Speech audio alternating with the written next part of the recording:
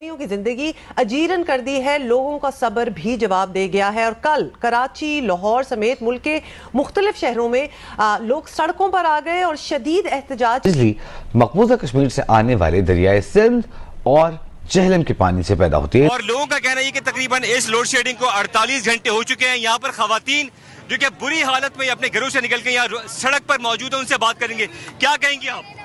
यहाँ लाइट का बहुत ज्यादा परसों से मसला हुआ है। उनका प्राइम मिनिस्टर हो वो कह रहा है कि हम खून और पानी एक साथ नहीं बहेगा और हम एक एक बूंद के लिए पाकिस्तान को तरसा। कश्मीर से आने वाले दरियाओं पर पाकिस्तान ने 9000 मेगावाट से ज्यादा के पन बिजली मंसूबे कायम किए हैं। ये पूरे पाकिस्तान का इस वक्त मसला बना हुआ है।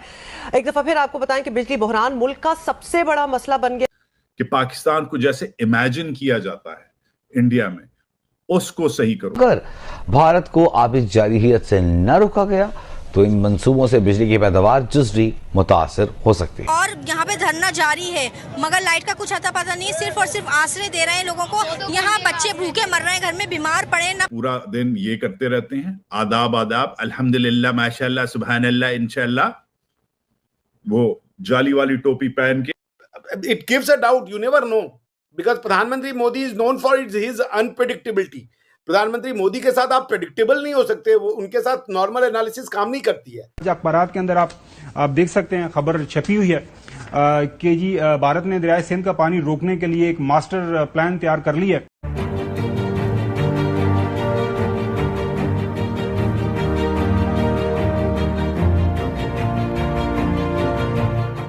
नमस्कार दोस्तों, जय हिंद। निक न्यूज़ भारत की रिएक्शन वीडियो में आप सभी का स्वागत है। तो दोस्तों, आपने देखा शुरुआत की वीडियो में किस तरह से पाकिस्तानी अपनी मीडिया पर चीख रहे हैं, चिल्ला रहे हैं, रो रहे हैं, क्योंकि दोस्तों पाकिस्तान में बड़े बड़े शहरों में लोड शेडिंग का वक्त चल रहा है, क्योंकि दोस्तों इनके यहाँ बिजली ही नहीं है। 20-20, 22-22 घंटे इनके यहाँ बिजली नहीं आ रही है। लोग सड़कों पर उतर आए हैं, धरने पर उतर आए हैं। दोस्तों, पाकिस्तान का जो पानी भारत ने रोका था उसका अब असर देखने को मिल रहा है। दोस्तों, भारत के पास इतना कैपेसिटी नहीं है कि पाकिस्तान का सारा पानी रोक सके। ये 10-20% पानी रोका होगा, उसमें ही पाकिस्तान को तारे नज़र आ गए हैं। पाकिस्तान को उसकी औकात नज़र आ गई है, भारत क्या कर सकता है।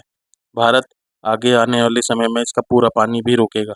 अभी लोड शेडिंग चल रही है, जितना भी इनका टरबाइन घूमते थे, जितना भी बिजली बनती थी, वो भारत के पानी से ही बनती थी, भारत से जो पानी आता था, और सब चाइनीज़ कंपनियाँ बना रही थी। अब चाइनीज़ कंपनियों ने भी इनको बिजली बना के देना बंद कर दिया, क्योंकि पाकिस्तान ने उनको पेमेंट ही नहीं करी है, और जो कुछ इनके पास थे वो अब चल नहीं रहे हैं टरबाइन। दोस्तों, बिजली नहीं बन रही है क्योंकि पाकिस्तान का पानी रोक रखा है भारत ने।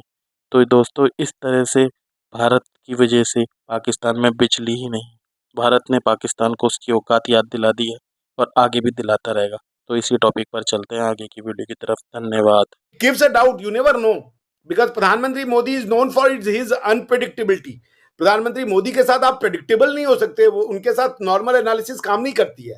सो वो बार बार कह रहे हैं, वो रिपीट कह रहे हैं। आज भी उन्होंने कहा है कि हमारे तो अभी आपने सिर्फ एक वो देखा है एरो, हमारे जो वो तरकश में पहला तीर निकला है, अभी ऐसे बहुत से तीर बाकी हैं जो भी आपको देखने हैं। तो प्रधानमंत्री जी क्या चाहते हैं? क्या ये अभी और होना है, या वो एक तरीके से मैसेज दे रहे हैं पाकिस्तान को कि आप जो है टेररिज्म का रास्ता छोड़िए, वरना there will be more and there will be it will not be measured, it will not be restraintful, it will be unleashing the, जिसे कह लीजिए all hell will break loose वाला काइंड ऑफ सिचुएशन होगा। तो कुछ कहना बड़ा मुश्किल है, लेकिन मुझे नहीं लगता कि इंडिया डिप्लोमेटिकली किसी भी तरीके के बैकफुट पे था। बट ये क्यों किया जा रहा है इतना बड़ा एक्सरसाइज? आई थिंक इसके पीछे कुछ, क्योंकि ये चल रहा है और साथ में मोदी जी बार बार कह रहे हैं कि यार हम अभी बंद नहीं किए हैं, अभी हम और सबक सिखाएंगे। तो दिस गिव्स मी, जैसे जब मैंने कहा ना, जब राफेल वाली बात थी, तो जब हम लोग अपने उसमें, जब हमने मिलिट्री की वो डीजीएमओ की वो सुनी ब्रीफिंग, उसके बाद ही हमने तय कर लिया कि भाई बिल्कुल जेट्स गिरे हैं, नंबर ये नहीं बता रहे, but we have sustained the loss. वो क्लियर था, क्योंकि इंडिया में आप झूठ नहीं बोल सकते, झूठ बोलना will be dangerous for you. तो वो नंबर्स वो छुपा रहे थे, the only thing was there. So हम लोग को समझ में आ गया, तो वी वर मेंटली प्रिपेयर्ड कि हाँ भाई कुछ लॉसेस हो गए आपके। उसी तरीके से जो इस बार वाली भी बात है कि प्रधानमंत्री मोदी इसको रोकने का नाम नहीं ले रहे हैं, वो बार बार कह रहे हैं कि अभी बचा है, it's not yet over, it's not yet over.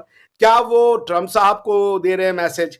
क्योंकि ट्रम्प साहब जो न्यूक्लियर ब्लैकमेल करना चाह रहे हैं, बिकॉज कि इंडिया की जो मेन लड़ाई है वो ये है कि पाकिस्तान परपट्रेटर है। आप इंडिया पाकिस्तान को ये नहीं कह, दोनों मिल बैठ के बात कर लो, आपके स्टेटमेंट पे ना जाएं। वो तो देखिए मार्को रूबियो जी ने और उसके बाद जेडी वांस ने वो उनके पर प्रेशर डाले रखा।